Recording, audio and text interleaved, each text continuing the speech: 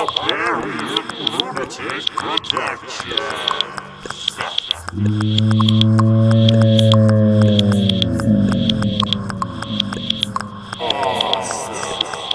Awesome!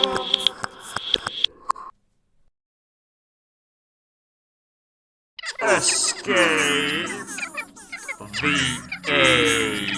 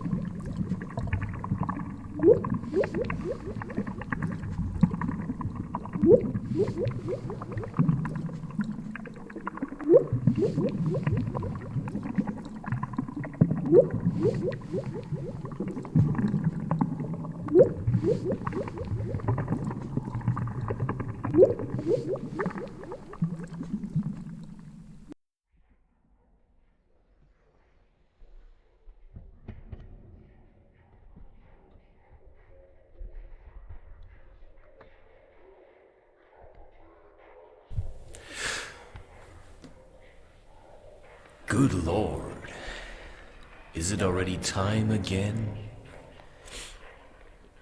to speak about myself, to perhaps glorify myself, but also to humble myself? Now I have a problem. I just listened to the previous recording, the one with the dancing, and now I feel all like smug about the way I am able to communicate.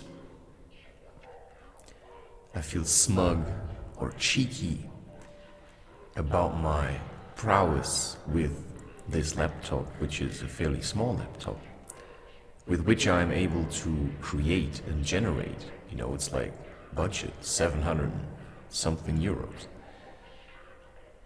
It's quite old, but I don't know, it's running stable. And it's even getting better. You know, I really have the feeling it's learning. So Linux Mint is really a work in progress. I mean, this computer is a workhorse. And it never failed me. I mean, sure, there are instances where I'm getting clear signs, you know, take a step back, but it's really working. I'm not sometimes sure if people think I should have a bigger laptop, but I like it. I think it's 13-inch. Possibly 11. I mean, it just has enough space for the keyboard. And I mean, I've been doing everything you see on YouTube. I'm not sure about the books though, but you know, everything. I used my laptop for this entire thing, and so I did my body.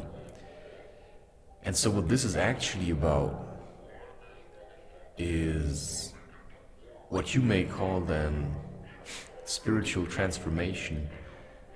To go from someone who was incredibly depressed and who, when he used to smoke cannabis, would have basically no idea what to do, and then turn this someone into someone that has a wide range of intense experiences in, let's just call them both worlds. Because what I realized once more when I was looking at myself dancing, and after I had fiddled around with Caden Life a little bit, you know, and it started to show me how much strength there also is in these movements and in this determination to simply keep going, even though I'm basically on my own.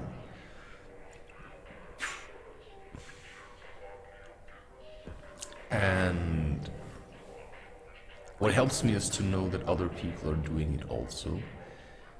What also helps me to, food. I'm always trying to stop eating. But that's also a bit of pride talking. Because I feel like, there's something that I know that I was born with. And I was trying to express it. And I was looking for it in other places. And the funny thing is that I was often kept well aware from teachers. It wasn't just because I had no liking in teachings, but the thing is, I think everybody kind of knew I had to teach it to myself. So a lot of the things that I started learning, they kind of just faded away. When I was younger, I used to go to the gymnastics, but then I had to, school was a priority, so we dropped that. And then, I don't know, I just had no self-direction for movement. How to move, when to move, because everything school teaches you is basically sit, do nothing, just sit around and swallow all this stuff that we, it's like stuffed geese. I mean, no matter our spirits are so full with, whatever it is. And, well, what this is basically, an opener for you to find your own way. Because what I realized is that doing yoga requires more than just, knowing how to sit in the lotus. Because I know people that know how to sit in the lotus, but they don't know jack shit about what I'm doing there. And this is the beginnings of yoga. This is what yoga was supposed to be. A way to free the mind. And then there are people who just do yoga, right? And who just know how to be in spirit and hold the space and, be in the middle. And then there's people who need help and guidance and they need asanas, but I think nobody really needs asanas, because once you're freed, what's the point of clinging to asanas? Once you're freed, all you want to do is move how you feel. Which is, I think, what this stage of spirituality is about. I think we have to move away from these schools of yoga that preach, tight pants and asanas that are way too developed to just copy them. Because if you don't know what you're doing, you have no idea what's happening to you. So it isn't just about the, breathe and then you're supposed to feel good. No, it's not about that. It's about doing it even though you feel terrible. Well, that's not according to Zen, is it? So I do it when I really feel like it, and sometimes it takes a whole lot of stuff that needs to happen before I have the time available to actually do these exercises, which is why I don't force them on me. For me, it's not something, at least not yet, that I have to do all the time. Sometimes I like to stop doing things so that I can appreciate them at a later stage, because now different priorities are in order. So for me, a priority at the moment is to make videos and to render them. And at the same time, I'm trying to write a book. And at the same time, I'm trying to, keep Instagram up to date. And I don't know, I'm kind of running out of options. So what do? I mean, hold faith. What helps you to hold faith? Movement. Because it keeps your spirit kind of intact, but because what you need is focus. And if I'm just sitting around and I smoke, my focus is just everywhere. Which is why sometimes maybe I eat so that I can focus on my body and on the healing. Because if I'm fasting all the time, my body is going to start to decay. And it's going to wither away, so there has to be a balance. So it's spirit, soul, body, spirit, soul, body, mind. What's the mind? What's the soul? Body, spirit. Spirit, I would say, is soul. I would say it's body, spirit, and mind. Because spirit is this emotional blob that sits inside your body, right? Spirit knows no words, but mind does. And mind then is the higher self. And the root chakra is probably the closest representation towards what your body is. And so if higher mind, that's like higher wisdom stuff, let's say that's like 8, that's where you know things. That's like chakra 8 or something, right? Like crown chakra, all that kind of stuff. Self-expression. But the thing is, where your center is like this, I think it's called anahata. It's the heart chakra, has the color green and is connected or stands in relation with healing. And you have to consider your spirit trapped inside the body. It's its vessel, which means your body is also a representation of your inner state, which is why if you're obese and in bad shape and your teeth fall out, then you fail to realize that nature needs something to keep this state alive, right? Nature needs something. A forest also needs blood, from crushing all these animals. So there's something about how this forest, I'm not sure how it's called in English, from Rumo and the Wonders in the Dark, I suppose that would be its English title, by Walter Moers.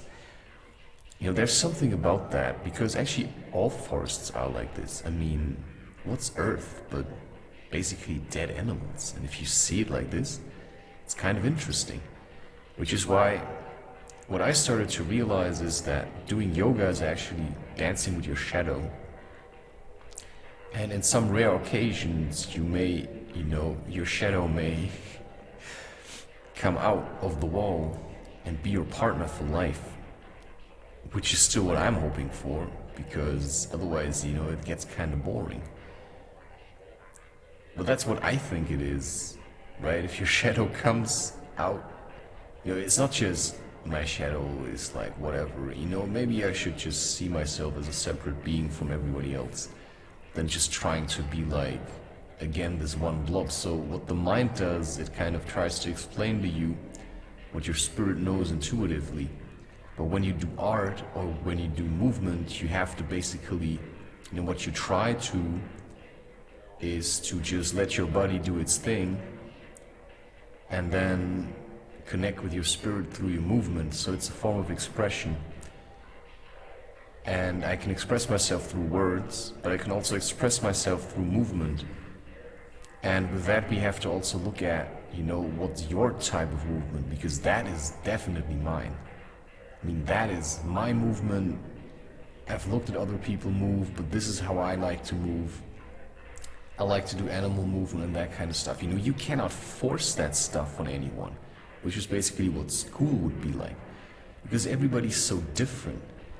And that's what we have to acknowledge again, If you see me doing this and you start doing this and, you don't like it, and it's just not for you. So you have to find something else to do. And what could that be? Well, I don't know.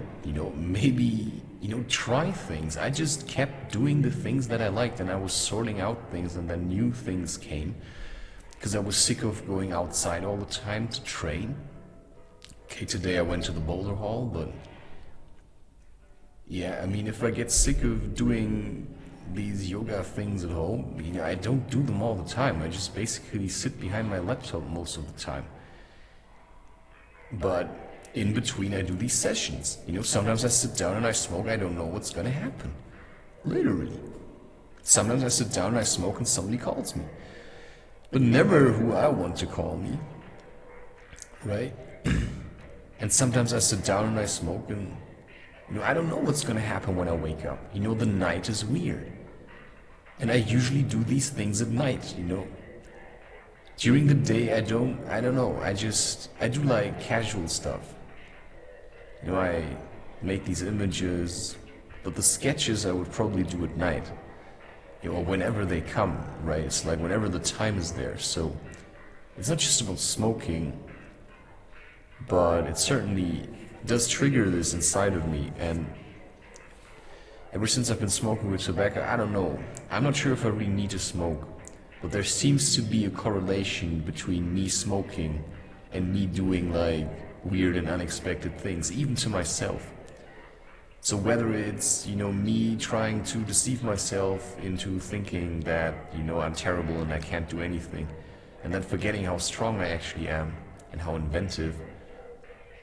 If I'm alone in seclusion, I mean, this took me a week of cleansing myself from other people to get to that point. So it's not just the cleansing of myself, it's also the transforming myself after I've met people so that I just keep moving on and I just keep getting stronger.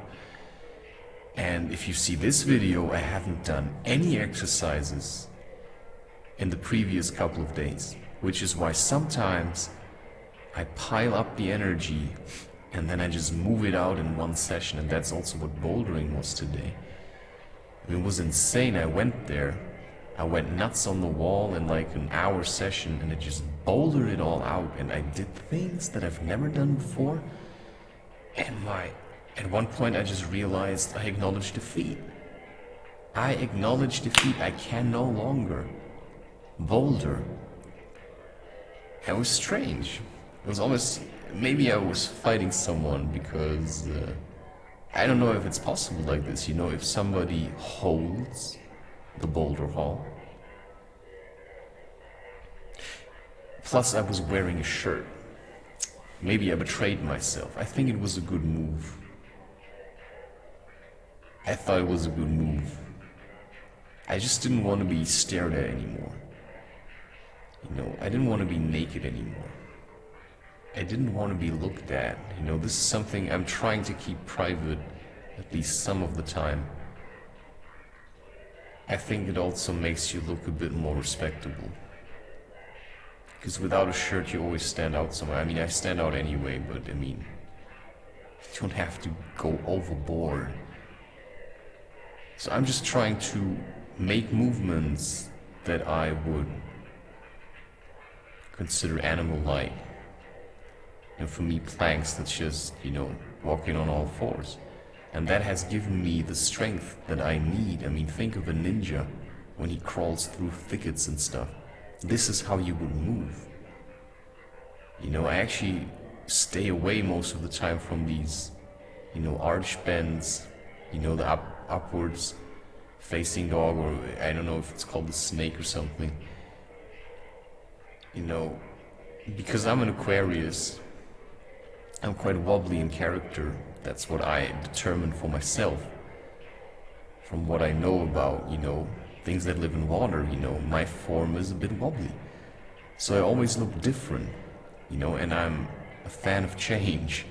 I like to progress and to move on, I'm like, that's my thing. I'm the Aquarius. And we're in the age of the Aquarius. Which is why things are really starting to change now. And that's, I think, all I had to say. That's the movement that comes easy to me. It's like in flow. I don't have to think about first this and then that. No, I just do whatever I feel when I feel like it. And maybe from that I can develop my own school of yoga. And then people will come and then I will just say no. This school of yoga is kind of monkey yoga. If you want to jump, you jump. You don't just have to throw a tantrum. Don't be an idiot. Have some self-respect. I'm not gonna throw shit around at people just because, I'm imitating a monkey. Could be funny though. I'd rather do that with my art. So that's the dignity that we talk about in humans, that we kind of wipe our asses, and we also know how to hold a posture without looking like it's terrible. But of course for that you have to practice a lot. So I did do my practice. I just do it different than others. I don't do it every day. I do it occasionally at the end of a process, when I weakened myself a little because I was working from spirit. Then I realized, okay, my mind was like going non-stop. Now I have to take care of my body, otherwise there's going to be an imbalance again. and I will fall into madness, which is of course the curse of the artist, if you will, you know, the dark creatures coming out of the curtains and then claiming your soul or something. You know, that's just fear. So that's what you gotta work with. And so I dance. That's also a tool of the shaman. Occasionally I do some kind of fasting, getting better at it. So I practice. This is spirituality, practicing spirituality, and learning how to be better in your form, with your purpose. You know, I'm not forcing you to do what I do. I mean, I'm just doing this because otherwise it's too much what I'm channeling. And I think at this point, at least I can safely say, you know, I'm channeling something. But it's not really up to me to decide how this is going to go. I continue. I have good faith, you know. I feel like things are changing, but at the same time also things are falling away. And maybe that's just my perception at the time, because I cannot see what's happening, you know, underneath the surface. Because if I look at a website and I look at statistics in the internet, that's the surface. But underneath that, there's a whole network of people somehow communicating about what I'm doing. You know, I have the feeling there's lots of people paying attention to my art, but nobody gives a sign. It's really, really frustrating. And maybe they just don't know what to do with it. Maybe it's an overload. You know, it's possible. And it's impossible for me to decide, you know, what the true nature of my work is going to be. But I think it's actually really self-explanatory. I think I'm stretching the amount of not stretching that I did. I do like stretching occasionally, but what helps me more is actually strength. Doing planks, that was a revelation for me. Just doing planks, learning how to stand for long periods of time, but definitely planks. And also squatting. You know, I did a lot of stuff. I had a lot of phases where I sorted out a lot of the quirks that my body had developed by wearing shoes. You know, I already squatted a lot. Now I can squat, right? So if I need squatting, I can squat. Maybe I could squat more, but at the moment, you know, I don't really feel like squatting. I just want to sit. So I still, you know, hike a lot. Today I walked 2 hours in bare feet. You know, there, 1 hour, back 1 hour. And I bought a chicken, and now I'm here, you know.